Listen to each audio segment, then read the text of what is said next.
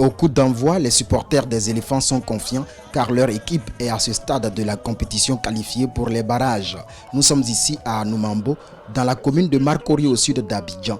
L'atmosphère est remplie de sérénité, l'ambiance est plutôt joviale chez le 12e éléphant et est plus tendue chez les supporters des Lions indomptables. Les yeux rivés sur cet écran géant, ils sont tous concentrés sur ce match qui offre l'unique ticket du groupe D pour le Qatar. Mais à la 22e minute, douche froide pour les supporters ivoiriens. L'attaquant camerounais Toko Ekambi, très en forme en ce moment, ouvre le score pratiquement contre le cours du jeu. Voilà qu'avec désormais 15 points, les Camerounais passent devant les Ivoiriens qui n'en ont que 13. La mi-temps intervient sur ce score de 1-0 pour le Cameroun, mais les Ivoiriens restent confiants. J'ai foi au coach Boumel qui déjà a une belle technique. Ce n'est pas parce que le Cameroun mène qu'on joue mal. Hein. J'ai envie de dire que la Côte d'Ivoire même joue mieux que le Cameroun.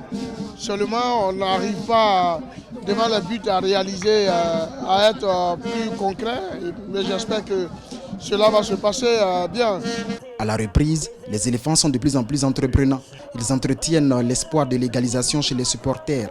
Ils se créent même 3 grosses occasions de but dans les 20 dernières minutes de la partie, mais manquent d'efficacité. Score final 1-0 pour le Cameroun. Comme en 2018, la Côte d'Ivoire ne participera pas au Mondial Qatar 2022, au désarroi des supporters ivoiriens, mais à la joie des Camerounais. Hélas, mille fois hélas, ce qui devait arriver arriva. De toutes les fois, nous avons participé 3 fois déjà à la Coupe du Monde, c'est la 4e fois. Voyez, Cameroun, voyez. Même si je sais que je suis en Côte d'Ivoire, vraiment, félicitations aux Lions indomptables. Malheureusement pour la Côte d'Ivoire, parce que c'est mon pays hôte, vraiment. Et c'est une terre d'hospitalité. Pour certains supporters ivoiriens, cette élimination est à vite digérée pour se projeter vers les défis à venir, notamment la Coupe d'Afrique des Nations, une compétition qui aura lieu du 9 janvier au 6 février 2022 au Cameroun.